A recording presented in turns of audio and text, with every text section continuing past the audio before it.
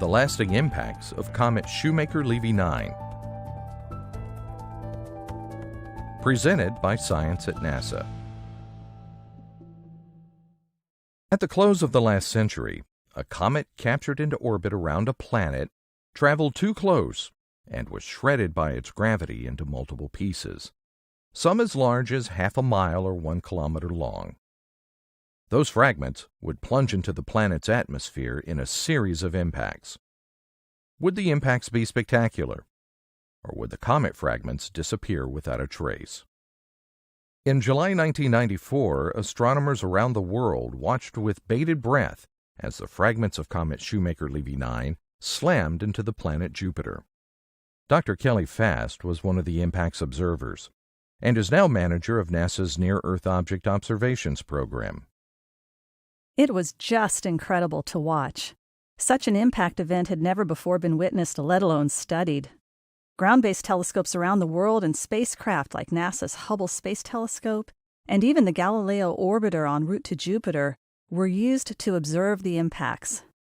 The discovery of the comet by Carolyn and Jean Shoemaker and David Levy gave us about a year to plan our observations.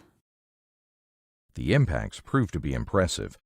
The fragments, some 21 in all, plunged into Jupiter's atmosphere over the course of 6 days. At impact, they were traveling at a speed of about 37 miles per second, or 60 kilometers per second, heating the atmosphere to at least 53,000 degrees Fahrenheit, or 30,000 degrees Celsius. Like the splash from throwing a rock into a pond, the impacts created giant plumes of material from Jupiter's lower atmosphere, which rose as high as 1,900 miles, or 3,000 kilometers above the cloud tops into the stratosphere.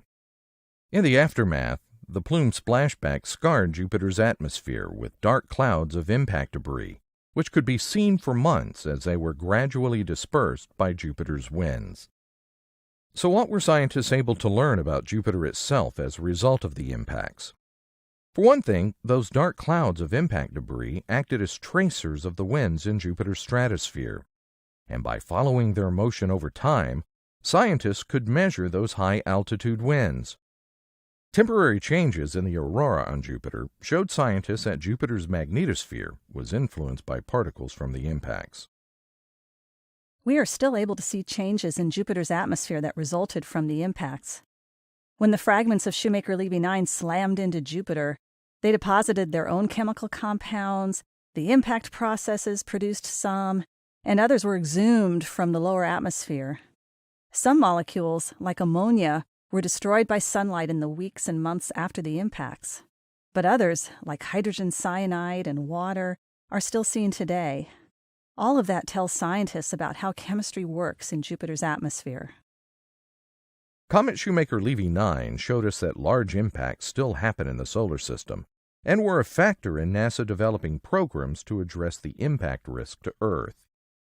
From comet science to Jupiter science to the science of impacts, the legacy of that serendipitous discovery by Carolyn and Jean Shoemaker and David Levy continues to this day and into the future.